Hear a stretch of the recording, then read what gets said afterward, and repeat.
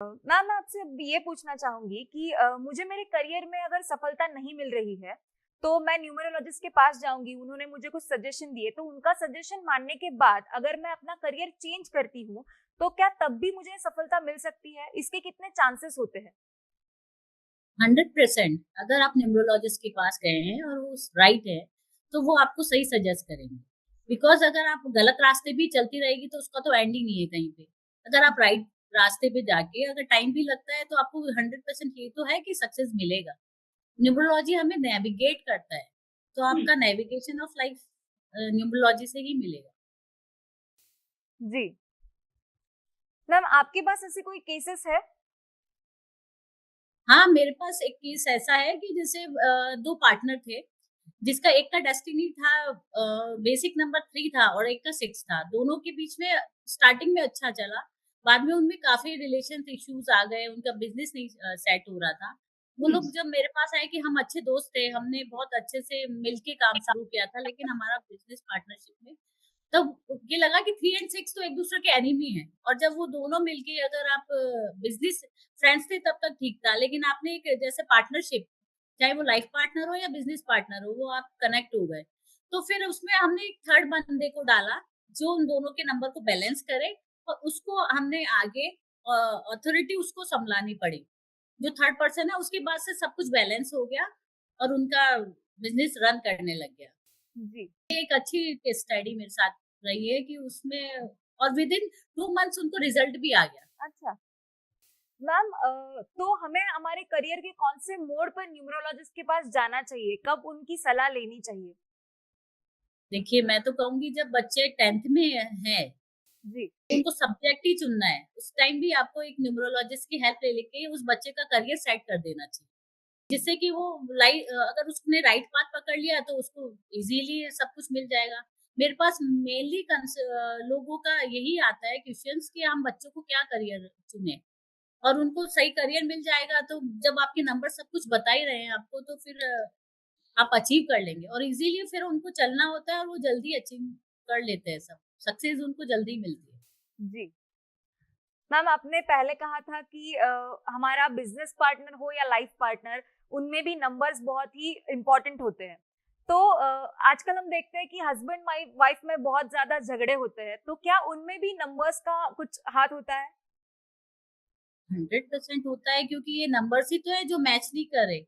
Match making जो हम numerology के अकॉर्डिंग करते हैं, मैरिज कंपैटिबिलिटी भी निकालते हैं। तो ये सब कुछ फिर ये होता है कि उनमें रेमेडीज दी जा सकती है, उनका ज़्यादा कुछ किया नहीं जा सकता है। जी। कई बार तो कुछ न्यूमरोलॉजिस्ट तो उनका दोबारा फेरे करवा देते हैं, सही टाइम पे।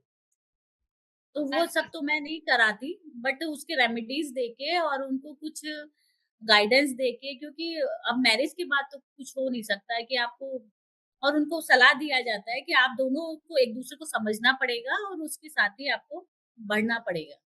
जी मैम, फिर तो इयर्स के जो नंबर होते हैं उसका भी उनके मैरिज पर बहुत असर होता होगा? ईयर्स का क्या होता है, हमारी सभी की ओल्ड लाइफ पे फ़र्क पड़ता है। तो वो बहुत डिवाइड हो जाता है। जैसे अभी जो 2024 है, इसका टोटल 8 पे आ रहा है। तो ये सैटर्न से रूल करता है। सैटर्न से इसीलिए मेटल जो ज़मीन के अंदर की चीज़ें हैं, उनमें तेज़ी आ रही है, वो राइज़ कर रही है। आप देखिए गोल्ड है, सिल्वर है या लोहा, ये सभी चीज़ें इसीलिए बढ़ रही है क्योंकि सैटर्न का टाइम है। आप रियल एस्टेट में देखिए, इनमें कितनी सेंसेक्स बहुत तेज़ी से बढ़ रहा है। सब ये सैटर्न अभी देखने में आएगा आपको कि लोगों को lower body pens, knee pain है या जो हिल पेन है वो बहुत ज़्यादा हो रहा है, सर्वाइकल पेन्स, ये सब सैटर्न के कारण हो रहा है। अच्छा। सैटर्न क्या है कि एथिक्स पे चलता है, इसे कर्म फल दाता कहते हैं। जो लोग अपने कर्मों को सही करके चलेंगे उनका कुछ नहीं बिगड़ेगा, और जो उल्टे-सीधे काम करने की सोचेंगे उनका रिजल्ट इस साल तो अच्छा नहीं है। और मैं एक सजेशन देना चाहूँगी कि इस साल सबको एमेथिस्ट ब्रेसलेट ज़रूर पहन लेना चाहिए, जिससे कि उनको आने वाली जो लाइफ के सैटर्न की प्रॉब्लम्स हैं, उनसे उनको रिलीफ मिलेगा।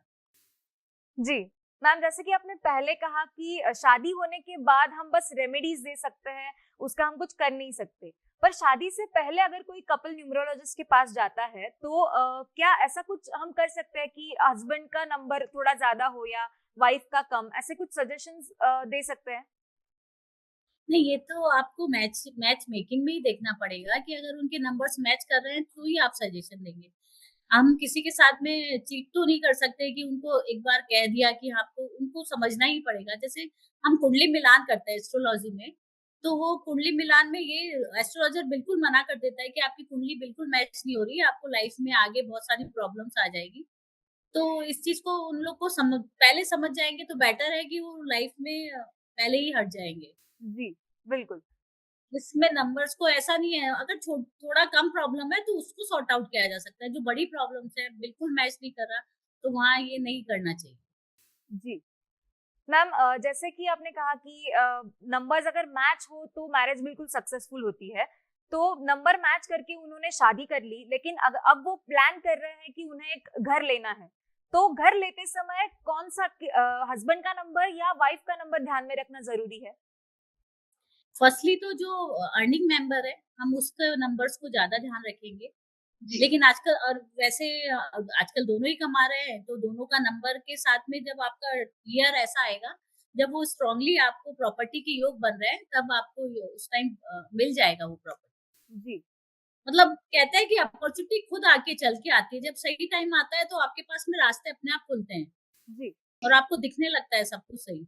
मेरे साथ हुआ था, मैं एक केस स्टडी बताना चाहूँगी। जी, जो किशनगढ़ की एक लेडी थी, तो उनको उनके पास बहुत अच्छा पैसा सब कुछ अच्छा था।